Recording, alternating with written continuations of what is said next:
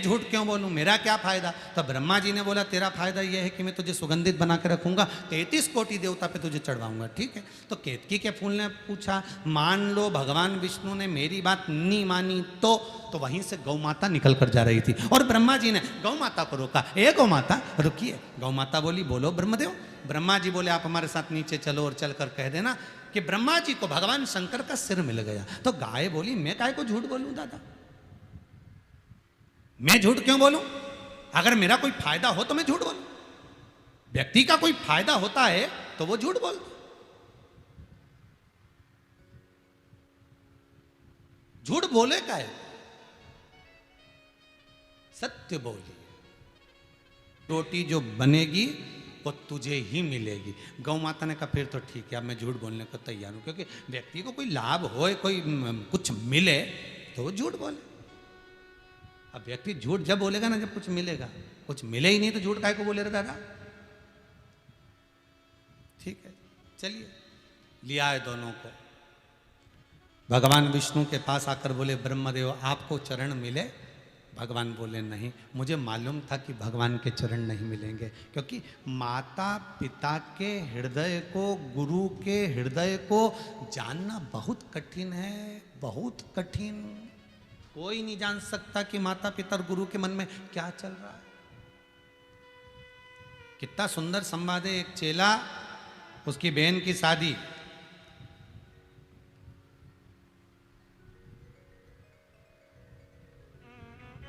गांव से पत्र आ गया बहन की शादी है आ जाओ।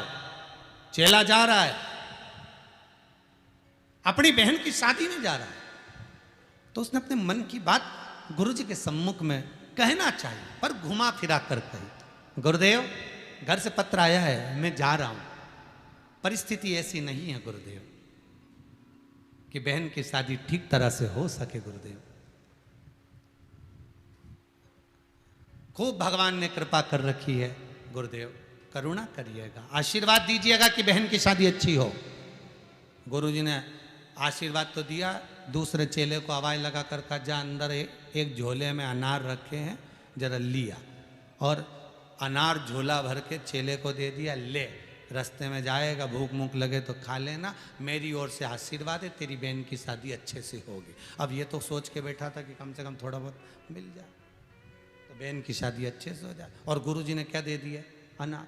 अब ये लेके चला तो कहीं माथा भड़ी को अनार से, अब लेके चल तो दिया, पर मन बड़ा दुखी था कि बहन की शादी है, अनार लेकर जा रहा हूँ, ये कोई अच्छी, अब अनार चल दिया। चलते चलते चलते चलते आगे गया और भूख लगने लगी तो इसने झोले में से अनार निकाला, खाने ही वाला था। इतने में एक राजा के सैनिक आ गए। सैनिकों ने आकर कहा तुम्हारे पास अनार है? हाँ खा रहे हो? हाँ दो, पूरा झोला दो। तो कहाँ है? ये हमारे अनार, हम तुम्हें क्यों दे? सैनिक बोले राजा बीमार पड़ा हुआ है, पूरे राज्य में देख लिया अनार का रस नहीं मिल रहा है, और वेद जी बोल रहा है ये दवाई अनार के रस में देना है, पूरा अनार का झोला दो। और ले गए, उस लड़के को भी पकड़ के ले गए, रस निकाल कर दबे थे। राजा बोला कहां जा रहे हो? मेरी बहन की शादी है। राजा ने कहा अपने दूतों को बुलाकर कहा, सैनिकों को बुलाकर कहा इधर आओ, इसका अनार का रस हमने खाया तो हमारे प्राण बचे हैं, अब इसकी बहन नहीं हमारी बेटी की शादी है। जैसे राजा के लड़के की शादी और लड़की की शादी होती है, ऐसी शादी इसकी बहन की होना चाहिए। पूरा राज सी ठाट बांध कर लेकर जाओ, यहां से बारातियों को देने के लिए ठाट लेकर जाओ, धन दौलत संपदा सत्ता सब लेकर जाओ, और सारा सामान सजाकर राजा ने अपने सैनिकों के साथ भेज दिया। और उस शिष्य की बहन की जब शादी हुई, पूरे नगर के लोग देखते रह गए। गुरु जो करुणा करता है वो दुनिया के लोगों को लगता है कि ये कुछ भी नहीं दिया, पर गुरु क्या दे जाता है ये गुरु ही जान सकता। गुरु के सिवा कोई नहीं। गुरु क्या दे गया वो गुरु जान सकता है। माता पिता क्या दे गए ये माता पिता ही जान सकते हैं। भले बहू कहे कि हमारी सास हमें प्रिय नहीं, हमारी सास हमको प्रेम नहीं करती, हम सास को हम सम्मान नहीं, वो आपके ऊपर है, पर सास भीतर से कपट नहीं रखी। एक बूढ़ी सी बूढ़ी मां जिसके बच्चे नहीं पूछते, एक बार वो घूमने के लिए कुबेरेश्वर धाम आ गई, हम मजाक में कह दिए उसको कि बच्चे नहीं पूछ रहे तो एक काम करो, वृंदावन में जाकर सारी जितनी भी प्रॉपर्टी है सब लगा दो कहीं भंडारे में, दान में। ओ महाराज काय को लगाऊं, तीन तीन छोरा मेरे, दो दो छोरी, सबको देना है। मर के चली जाऊंगी, छोरा छोरी कहेंगे बेचारे कि दादी कुछ नहीं छोड़ के गई, पोता पोती कहेंगे नानी हमारे लिए कुछ नहीं छोड़ के गई। कहीं 1 रुपया दान नहीं करूंगी, भले बहू पूछे नहीं पूछे, छोरा पूछे नहीं पूछे, बेटी पूछे नहीं पूछे, पर दूंगी तो उन्हीं को। मतलब देखिए, भले बेटा नहीं पूछे, भले बहू नहीं पूछे, भले कोई सम्मान नहीं दे, पर देने की जो ललकता है, भाव है, वो उन्हीं दूंगी, उन्हीं को। गुरु, माता और पिता ये होते ही ऐसे, ऐसे ही होते।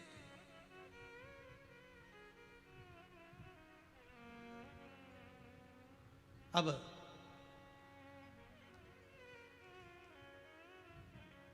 आए नीचे, आपको चरण मिले क्या? नहीं नहीं। तो भगवान विष्णु ने जैसे ही एक बार में कह दिया कि मुझे चरण नहीं मिले, भगवान विष्णु ने एक बार में सत्य बोल दिया। जिस दिन शंकर भगवान के सामने, स्कंद पुराण में लिखा है, जिस दिन भगवान विष्णु भगवान शंकर के सामने सत्य कह दिए, तो भगवान शंकर ने उनका नाम सत्यनारायण रख दिया। और उसी दिन से ये सत्यनारायण की कथा होने लगी। सत्यनारायण की कथा ही यही है कि शंकर के सामने भगवान विष्णु सत्य बोले थे। अपन आज का जमाना इतना विचित्र है कि लोग सत्यनारायण जी की कथा कराने बैठते हैं और मोबाइल पास में लेके बैठते हैं, और बैठा सत्यनारायण की कथा में, और किसी का फोन आ गया तो कि रास्ते में हूं, बस आधे घंटे में पहुंच रहा हूं, और बैठा सत्यनारायण की कथा में, बैठा सत्यनारायण की कथा में, और झूठ बोल रहा है कथा में बैठने के बाद भी। कथा में बैठने के बाद भी झूठ निकला।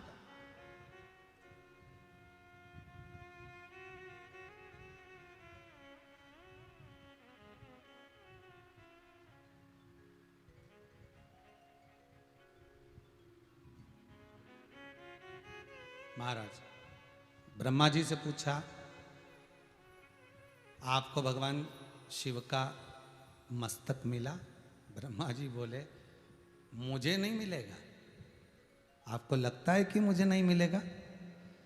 जैसे ही मैं ऊपर गया, भगवान शंकर के शिवलिंग का सिर मुझे मिल गया। ओ नी मानो, केतकी के फूल से पूछ लो।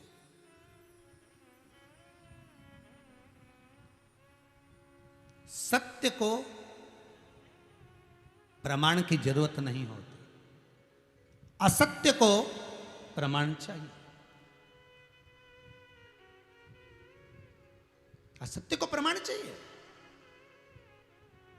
व्यक्ति अगर एक झूठ बोलता है ना, तो उसको 100 झूठ बोलना पड़ता है, पर व्यक्ति अगर एक बार पूरा लगेगा, पर वो सब क्लीन हो जाए।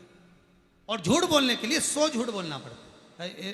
कई बार हमने कथा में कहा, एक बार कहीं कथा करने गए थे और उनकी सासू आ गई किसी की। हमने कहा क्यों, बहुरानी नहीं दिख रही कथा में? अरे महाराज जी, वो बच्चों का पेपर का टाइम चल रहा है, इसलिए वो पढ़ाने में लगी रहती है। हमने कहा ठीक है। अब उन्हीं के घर के पास में हमारी पदरावनी थी, अम्मा पहुँच गए, उसकी बहू वहाँ मिल गई। हमने कहा क्यों बेटा, कथा में नहीं आती? क्या बात है?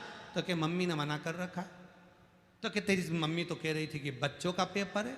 इतने में सास आ गई। मेरी बहू के बच्चों का थोड़ी ना कह रही थी, वो तो पड़ोसी के बच्चों का कह रही थी। वो पड़ोसी के बच्चे यहाँ पढ़ने आते। अच्छा अच्छा, अब बताओ, फिर झूठ बोलना पड़ा। पंडित जी नरक चले गए। गांव के बड़े विद्वान पंडित जी थे, बहुत विद्वान। और सुबह से पत्नी तैयार होकर आती, और आते से अपने पति से पूछती मैं कैसी लग रही। और पति को बेचारे को बोलना पड़ता, जो हर पति बोलता है वही बोलना पड़ा। नरक में चले गए। गांव के लोग जब मरकर ऊपर गए, तो उन्होंने देखा हमारा गांव का इतना विद्वान पंडित और नरक में पड़ा है। तो पूछा, पंडित जी तुम नरक में क्या कर रहे हो? पंडित जी बोल रहे हैं, बस ये पत्नी के चक्कर में पड़े। रोज तैयार होकर आती थी और एक ही बात पूछती थी, मैं कैसी लग रही। भले मेरे को अच्छी नहीं लगती, पर झूठ तो बोलना पड़ता था कि अच्छी लग रही। एक झूठ के चक्कर में नरक भोग रहा हूं। तो आपसे भी निवेदन है, आप कभी पति से मत पूछा करो कि भोजन कैसा बना। बेचारे भले अच्छा बने नहीं बने, वो बस ये तुम्हारा पति जब वो अचार मंगे ना कि जा थोड़ा सा अचार लिया, तो समझ जाना कि सब्जी में दम, अरे बोलो तो जम के नहीं है। अगर पति कहे कि अचार लिया तो समझ लेना सब्जी में दम नहीं है। तो किसी ने कहा ये बात क्या पति पत्नी से नहीं कह सकता था? तो क्या पति में भी दम नहीं? वो ये बात बोल दे ये पति में भी तो दम हो कि सब्जी में दम नहीं। अब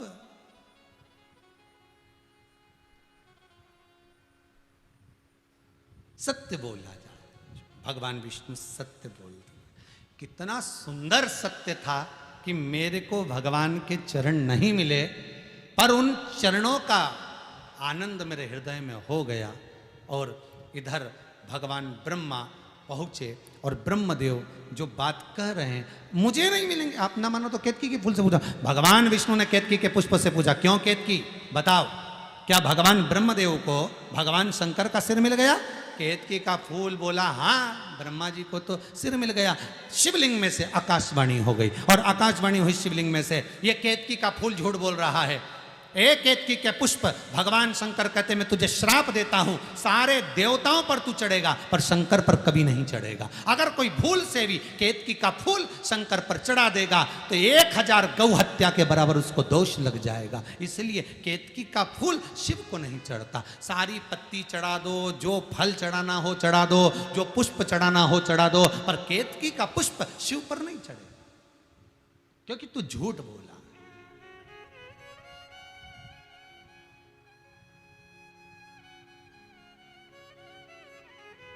तो झूठ बोला। केतकी का फूल बोला अगर मेरी वाणी पर विश्वास नहीं है तो गौ माता से पूछ लो। सामने गाय खड़ी थी, भगवान विष्णु ने पूछा गौ माता सत्य बताना, तू मां है, झूठ मत बोलना। एक रोटी के चक्कर में गाय ने झूठ बोल दिया और कह दिया ब्रह्मा जी को सिर मिल गया। क्रोध आ गया शिव को और कहा हे गौ माता, तू जगत की मां होकर तू झूठ बोली है? मैं तुझे श्राप देता हूं गौ माता, तेरा पूरा शरीर पूजा जाएगा पर तेरा मुख अपूज्य माना जाएगा। हिंदू धर्म में सारी परिक्रमा आगे से होगी पर गौ माता की परिक्रमा पीछे से होगी। सारे दान आगे से, वस्त्र दान, स्वर्ण दान, अन्न दान, कन्यादान, मुद्रा दान, भूमि दान सब आगे से होंगे पर गौदान पीछे से होगा, क्योंकि तूने झूठ बोला है। इसलिए गाय का दान गाय की पूंछ पकड़ कर किया जाता है। तो झूठ बोली, तूने झूठ कहा।